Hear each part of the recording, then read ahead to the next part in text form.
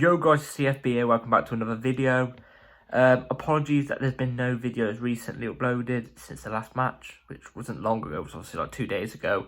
There hasn't really been much news. There's been a couple things, but nothing major. Like, actually, well, there's something major, like Andre Santos. We can't get his work permit done right now, so we're having to loan him back to the club he was at, or to Palmeiras, I think. For the time being, and then he comes in next season. So that's the only little bit of news that we got, apart from this thing which you probably seen in the title as well, which we're going to get to in a minute. But before we do, please like and subscribe, hit the bell notification, and subscribe to my second channel, which is a gaming video, which is called CFB Plays. So yeah, type in and subscribe to it. And yeah, without further ado, let's get into the video. Sorry if you could hear something in the background, by the way, it's just my brothers. But for the first bit of news, well, the only bit of news that we've got today, it says come from ESPN, who you could say are somewhat reliable, but it's also come from other sources too, but I've got it from ESPN here. So, yeah, so PSG president Nasser El Khelaifi, I don't know how to say that, sorry if I butchered it, but I can't say it. And Chelsea co-owner Todd Boehly had a secret meeting in Paris to discuss a potential transfer for Neymar. Sources have confirmed to ESPN. Now, I think this is that signing that Todd Boehly wants, that marquee signing. I'm not too sure personally on it. I get it, Neymar, big name, it's going to sell you a lot of t-shirts. There is still a good player in there, don't get me wrong. Especially at the start of the season, he was on fire. But how old is he now? Let me flip and check, actually. Neymar right now is 31, turned 31 on the 5th of February 1992. So what, he probably has next season and maybe the season after at the top level. I'll be real, 33. I don't want him here for 2 seasons, man. I don't want him here for 2 seasons. Don't get me wrong, big name. It's going to give a lot of shirt sales. It's going to, you know, a lot of money. There is a good player there. But I don't know, personally, man. I don't know. I guess our other wingers can learn off him for the time being here. But 31, I don't know, man. It'll be 31, 32 next year. And then 32, 33. So I'm not sure. Let me know in the comments what you think. He's still an incredible player. I'll read out his stats actually right now. Neymar's stats this year. Champions League, 6 matches, 2 goals, 0 assists. In the league, 19 games, 12 goals, 10 assists. And then some other cup that they've got, 1 match, 2 goals. So he's still an incredible player. I'm not denying that. And to have Neymar at the club would be cool. It would be cool to see. And like I said, he is still a good player. But you know, imagine Mudryk and stuff like that being benched by him, and he doesn't perform. And plus, I just can't see Potter managing a player like Neymar. I'll be 100% honest. I don't think it's a Potter signing. It's a Todd Boehly signing, but maybe it could work under Potter. I don't know. Let me know what you think down below in the comments. So now let's get into the main part of the video, the preview for Chelsea Southampton. I'm confident going into this game, but I'll be honest, if we lose to bottom of the league Southampton, it's worrying, very, very, very worrying. I've got something to say here.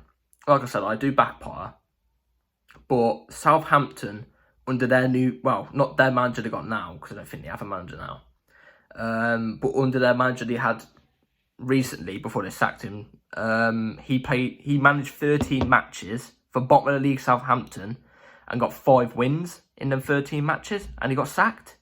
Chelsea have had Graham Potter managing for 13 matches, maybe more now, and he's only got 3 wins in those 13, so less than his bottom of the league Southampton manager.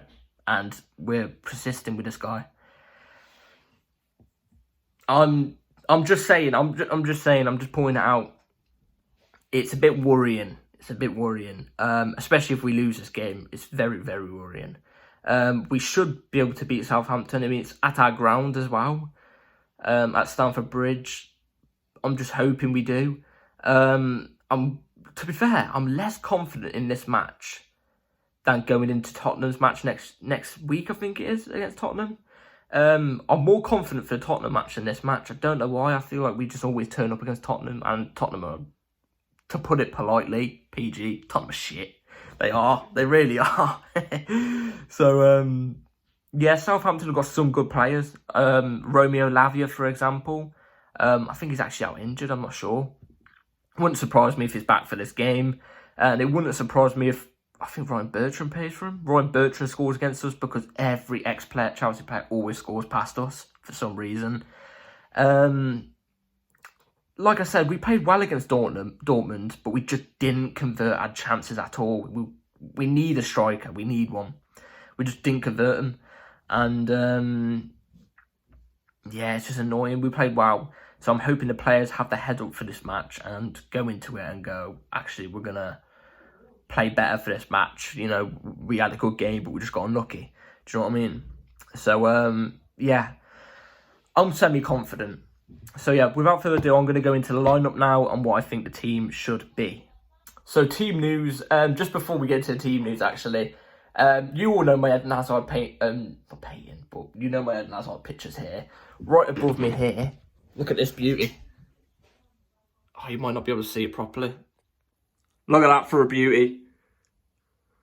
What a photo. I've had it for ages. I've had it since Christmas.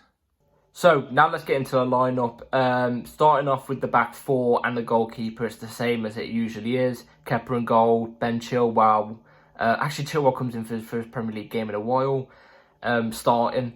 Badiashile and Silva, obviously. And then Reece James. Koulibaly was good in the Dortmund game. I probably should have given him more credit in my video. He was good in the Dortmund game. But come on, it's not better than Badiashile, especially for the Premier League. He's not better than Badiashile. Badiashile's top class. We kind of missed him against Dortmund, you could say. He's a great player, honestly. And obviously, Reece James and Ben Chilwell obviously start. Same with Silva and Kepa. Going for the two in the midfield, I'm going to make one change. And I'm hoping he's fully fit. I don't know if he's fully fit, but I'm just going off hoping, really. If he's fully fit, I think Dennis Zakaria comes in. To back up Enzo Fernandez. Dennis Zakaria is the DM. Let Enzo Fernandez push up a little bit more. To be fair, every time we played Zakaria this season, we played him as a centre mid. So he bombs up and down instead of a DM, where we should be playing him as the DM.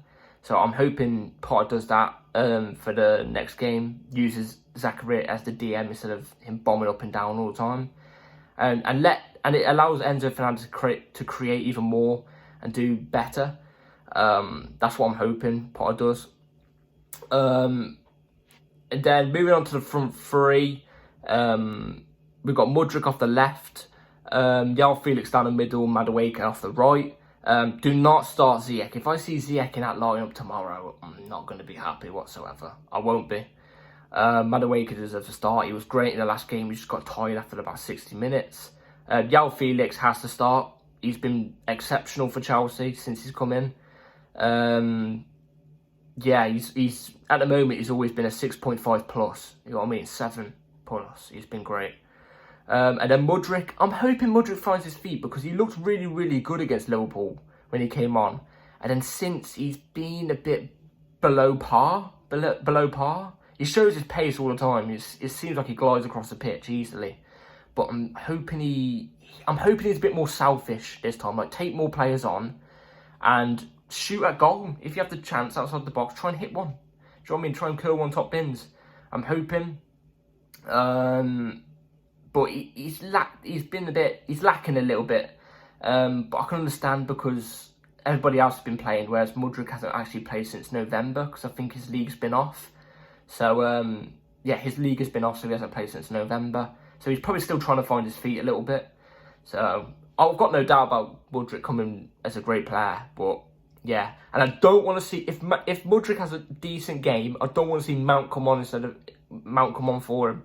If he's having a decent game, don't bring him off, man.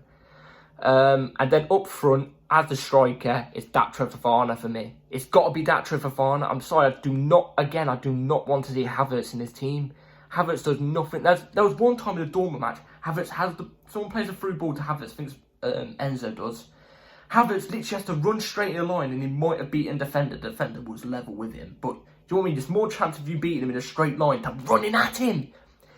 He's got the ball, the gap, the space is straight in front of him. The defender's to the left of him. Like, on par, on level with him. So, your idea as a striker is to run a straight line, right? This guy runs at him, grabs the ball and runs at him. Runs in the line. It's awful. Datro Fana has to come in. Havertz has been playing every single game. Datro didn't get a game in the last Premier League match. And he didn't play in the Champions League, obviously. So Datro Fana's had a long rest. Let him start this game. No better game. We can't start him in a better game than this. At home, against bottom of the table Southampton, where he's had a long time rest. You know what I mean? He hasn't played for about a week and a half. You know what I mean? The last time he played was the Premier League game before the last one. So he's had a long break. He's been training. Havertz will be sloppy if you put him into this game. So let Datro have the run at this game. If it doesn't work, it doesn't work. You try them. You know what I mean? It actually might be a bit hard because Southampton have three massive centre-backs, like 6'2" plus centre-backs, and Datro is only 5'11", so I don't know, but I personally, without a doubt, will start Datro in this game. There's no better game to start him in. Against bottom of the league Southampton at home, there's no better game, and especially how he's had a long break and Havertz hasn't. So yeah, that's my team. Let me know what would you go with, if you go with anything different, and yeah. So score prediction for tomorrow.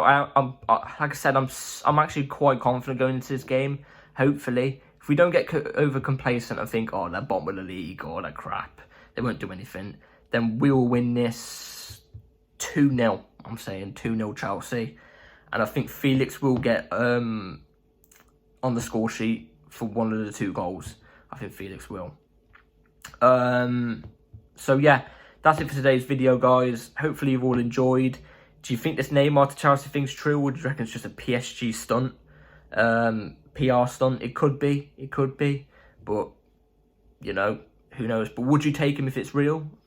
For me, I don't know. I'll probably go someone younger, I can't lie. But I wouldn't turn it down if it comes to us. Only for 2 years, though. Put him on a 3-year deal, then sign him for 2 years, sell him for the last year, so we get a bit of money back. And yeah, let me know what you think about the team and your score predictions as well. So yeah. Like and subscribe, comment down below what you think, bell notification, and yeah, I'll catch you all later.